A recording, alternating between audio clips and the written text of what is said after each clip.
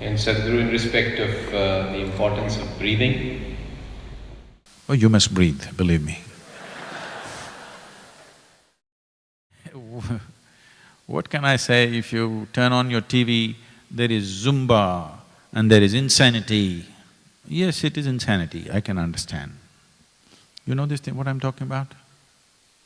These are all exercise systems today, going crazy, viral on the televisions and other places. In the yogic system, we found out in what state of breathing the cellular rejuvenation happens at its highest. If you breathe in a certain way, your cellular rejuvenation will be highest. I don't know if I should… This is a quackery, a little bit of quackery, but you know, so about 2 years ago, I happened to be in Germany. This is a qualified doctor who's turned into alternative systems, and a friend took me there and I just happened to go there, and there was a big storm, we couldn't get away from him. There was a snowstorm, so I had to stay with him for the night, and he said he wants to check my cellular age. I walked into his laboratory, all kinds of weird machines and computers and stuff, stacked up computers. I said, I don't want anything checked, I'm fine. But he said, no, we have to check you. And he checked, I don't know what it is, he took my blood samples, he had this, that and everything, and he put me on all kinds of machines and he said, my cellular age is 25. I said, well, I feel that way. I don't know about myself, at least I feel that way. And now, for example, the basic practice we are teaching as a part of inner engineering, the Shambhavi Mahamudra. The University of California did a study, an extensive study on this, and they found those who are doing Shambhavi for more than 3 months, the neuronal regeneration in the brain is 241% higher than the average. It is the highest recorded ever, just because of a certain pattern of breathing. So breath is life, isn't it? If I take away your breath, you're finished. Something so vital. It is not just about breathing more oxygen, there's a lot more to it. There's a whole science attached to it. It's very unfortunate. These are things we have always known, but the yoga, even the yoga that you see in the country is rebound from the American coast. Lot of people believe Madonna invented yoga.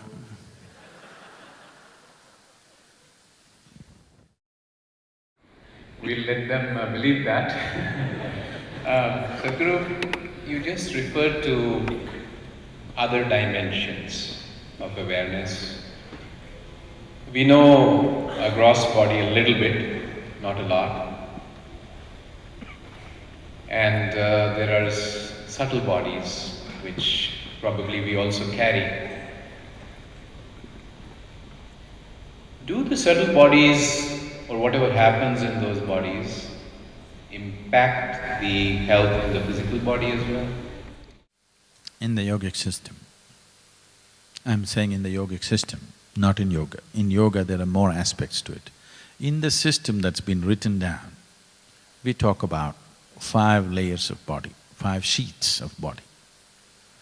These are called Annamaya Kosha, Manomaya Kosha, Pranamaya Kosha, Vijnanamaya Kosha and Anandamaya Kosha. Anna means the food that you've eaten. The physical body that you carry is just a heap of food, what you've eaten, or it's a piece of this planet. It is taking on this kind of form because of a certain software which is already within you. You can call it genetics, you can call it karmic, you can call it so many things, but essentially it's information. A certain memory shapes this particular body in a particular way.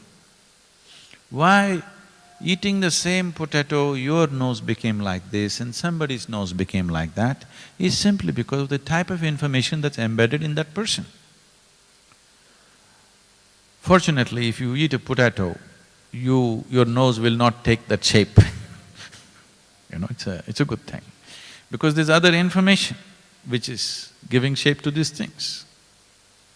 So physical body is essentially an accumulation of food. We never refer to the mind as mind. The yogic system has always looked at it as a mental body because there is intelligence in every cell of your body, there is memory in every cell of your body.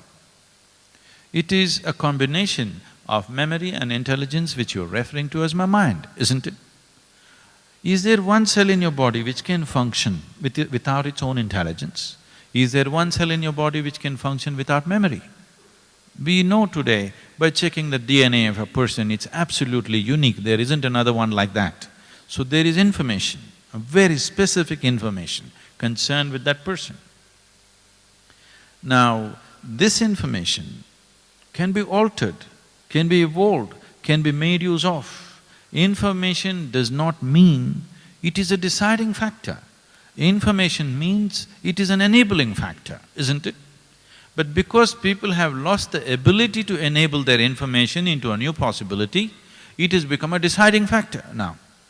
So whatever your genetics are, whatever your karmic information is, this is information. If you know how to use it, it has a phenomenal possibility. If you do not know how to use it, it becomes a static cycle, creating itself in a certain way. So this is your hardware, that is your software, but these two things cannot do anything by themselves unless you plug it into quality power. So the third layer of the body is pranamaya kosha. This is the energy body. These three are physical in nature. When I say physical in nature, it is very clear that this light bulb is physical. But the electricity behind it is also physical. The light that is emanating from it is also physical. It is getting subtle, but still physical. So these three are physical in nature. The physical body, the mental body and the energy body, all three are physical in nature. The fourth dimension is referred to as Vijnanamaya Kosha. I know the word Vijnan is being used very liberally today. Vijnan essentially comes from Vishesh Gyan. Vishesh means an extraordinary knowledge. Knowledge that you can grasp through five senses is considered ordinary knowledge. That which you cannot grasp through the five senses, but has been grasped in some other way, is referred to as Vishesh Gyan, which together becomes Vijnan.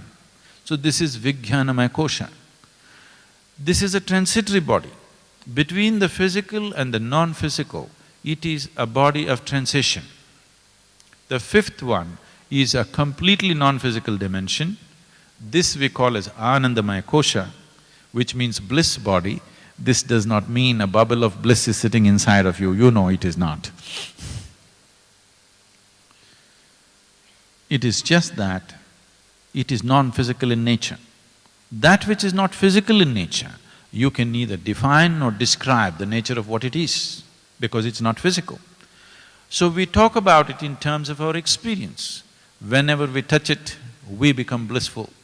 So we are calling it bliss body. It's like if somebody is sweet to you, you call them honey. This doesn't mean they're dripping. Like that, we are calling this non-physical dimension within us as bliss body. That is not the nature of it, but that is our experience of it. Whenever we touch it, we become blissful. So we are calling it bliss body. The first three are physical.